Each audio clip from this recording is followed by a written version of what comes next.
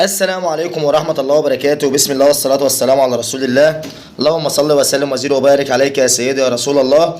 اخواتي وحبايبي الكرام، جات لكم انا معاكم من قناة تربية الارانب والطيور مع ابو نرمين. تنساش انزل تحت اشترك في القناة، سبسكرايب، فعل زر الجرس، ادعم الفيديو بلايك. حلقة النهاردة يا شباب حلقة مهمة جدا، هنتكلم فيها عن اسباب فشل مشروع الارانب، وايه الحاجات اللي تؤدي الى نجاح مشروع الارانب. فمن فضلك ما تستعجلش وما تقدمش الفيديو، ولو انت اول مره تشوف قناتنا تنساش تدعم الفيديو بلايك، ولو استفدت من القناه اشترك في القناه وشير الفيديو مع اصحابك عشان اصحابك كمان يستفيدوا. هنتكلم النهارده يا شباب عن اول سبب فشل في مشروع الارانب، هو شراء الارانب من مصادر غير موثوق منها. بمعنى اصح، مش اي حد تروح تشتري منه ارنب ويقول لك ده ارنب سلاله. معنى اصح ان انت مش اي ارنب تشتريه وتربيه وتقول ده ارنب سلاله.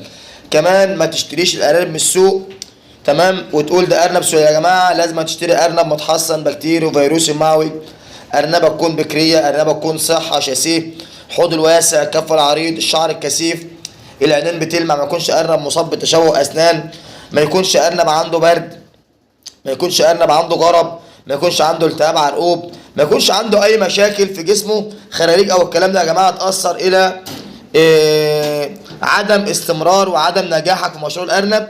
لان ده اول سبب، هو اختيار الارنب من الاول.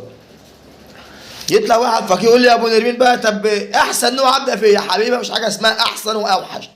اقرب دليل دي ريكس، والده سيلفر، والده اسكندريه، وفي ارنب هاي بلس اهو، ده بلس اهو تمام، وهنا برضو نفس الطريقه اسكندريه اهو تمام.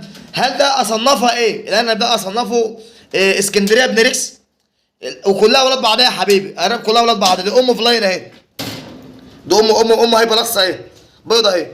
شوف عيالي كلهم ايه؟ ريكس وسيلفر واسكندريه اهو. ما جابتش ارنب شبهها، ما جابتش ارنب زيها، يعني ما جابتش ارنب هاي بلس. سيلفر واسكندريه وريكس ما جابتش ارنب هاي بلس، رغم ان هي ارنبه هاي بلس وانا ملقحها من الذكر السيلفر والذكر الفلاين. فهمتوني يا جماعه؟ فلازما نركز عشان نشتغل صح يا اخوانا، نركز عشان نشتغل صح.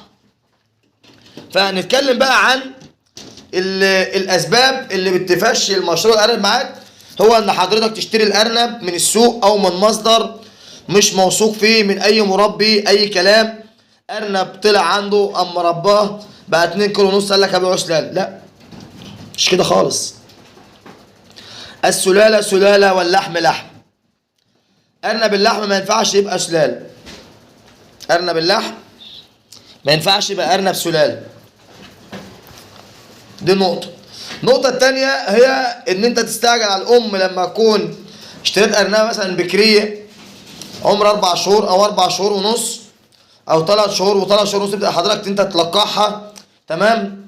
فطبعا دي هتواجه معاك مشاكل بعد كده، هتواجه معاك مشاكل بعد كده. ليه؟ أم اتلقحت في السن المبكر، لو ربنا كرمك وعشرت تمام، هتلاقي الام ديت اما تيجي تولد وترضع هتلاقي اللي كانت 2 كيلو ونص ديت بقت 2 كيلو، خست وضعفت، سلسلت.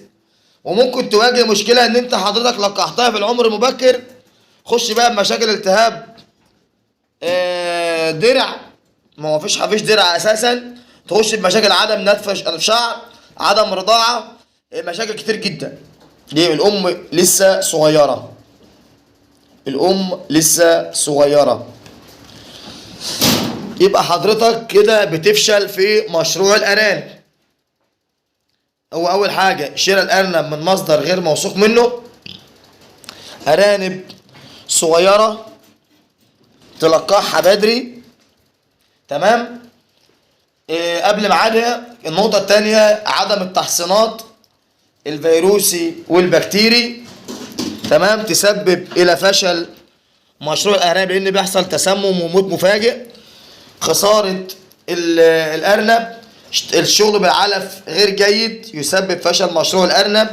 اختيار المكان المش مناسب، تربية اللي في مكان مش مظبوط، عدم النظافة، عدم وجود شفاط في المكان، تمام، المكان مش مهيأ للأرنب. حط مكانك نفسك مكان الأرنب، لازم تهيئ المكان للأرنب كأنك مكان انت نفسك هتعيش فيه. تمام ان شاء الله. انا بوريكم تجارب عملية مع الأرانب والشغل عندنا. أرنب صحة وحيوية زي ما انتم شايفين كده، من أول ما الأرنب ده الأم بتتلقح وأنا بصورها لكم، الأم بتولد بصورها لكم، بتجهز القش بصورها لكم، بعد الولادة بصور، بفطم بصور، كل حاجة عندي بصورها لكم عملي. عملي ما شاء الله، عملي. وانتوا شايفين تاريخ الفيديوهات، كل حاجة عملي قدام منكم. يبقى قلنا شراء الأرنب من مصدر غير موثوق فيه يديك سلالة مش مظبوطة ترجع تندم تاني. اختيار السلالة الغلط تندم تاني. اشتريش من السوق. تربية على الأرض أو تربية في مكان في قفص خشب والكلام ده من ضمن فشل مشروع الأرانب. العلف السيء من ضمن فشل مشروع الأرانب. عدم خبرتك واهتمامك وإن أنت تسأل وتتعلم إزاي تتصرف مع الأرنب، ده فشل مشروع الأرانب. التلقيح المبكر فشل في مشروع الأرانب. التلقيح المبكر فشل في مشروع الأرانب. النقطة الثانية كمان التلقيح بعد الولادة مباشرة، فشل مشروع الأرانب. كده قلنا لكم على أسباب كتير جدا جدا جدا، وهي أهم الأسباب. عدم التحصين للفيروس والبكتيري سبب فشل مشروع الأرانب. أنا عدم التحصين ماشي. عدم الاهتمام بتحصين الجرب، لأن معظم المربي اللي بيشتكي من موت الأرانب المفاجئ، وبيشتكي من الجرب، بيشتكي من الجرب. يقول لك الجرب عندي قضى على الأرانب، الأرانب عندي ماتت مرة واحدة. مات واحدة إيه؟ ما عشان ما حضرتك ما حصنتش فيروسي، أرنب نزف دم من المناخير ومن البق وتوكل على الله راح. حضرتك كده خسرت مشروعك مرة واحدة. كنت عامل مشروع مثلا ب7-8 آلاف جنيه، فجأة عشان خاطر حضرتك مستخسر تجيب إزازة تحصين ب55 جنيه أو ب60 جنيه تخسر مشروعك الأم ب350 جنيه الواحدة. والفيروسي بيكنس ما بيخليش، الفيروسي بيكنس ما بيخليش. فطبعا دي كلها أسباب تخلي مشروع الأرنب بتاعك يفشل. ان شاء الله يا جماعه دي حاجات اللي احنا متلقحينها الفيديو اللي فات. وبرده يا جماعه حته برده سيلفر ان شاء الله برده يبيع لو حد عايزها، حاجه محترمه جدا. وفي يا جماعه صفقه بطاريات مستعمله كسر زيرو، تمام، اي حد عايزها او عايز شغل منها يا جماعه متوفر بفضل الله. واي حد عايز حاجه يا جماعه ان شاء الله متوفره باذن الله، واحنا تحت امر الجميع. كده اتكلمنا يا جماعه عن اسباب فشل مشروع الأرانب. أسباب فشل مشروع الأرانب اللي احنا قلنا على الأسباب الفشل، هتعمل العكس بتاعها هو النجاح. العكس بتاعها هو النجاح. واحد يقول طب انجح ازاي؟ وعلى نفس الفيديو انا اتكلمت على اسباب الفشل. طب اسباب النجاح ايه؟ ما العكس بقى. انا بقول عدم التحصين، يبقى العكس ان انت تحصن نجاح. بقول انك تشتري الارانب، ما تشتريش الارانب من مصدر غير موثوق منه، يبقى انت تشتري الارانب من مصدر موثوق فيه. واحد يتقي ربنا يديك ارنب كويس.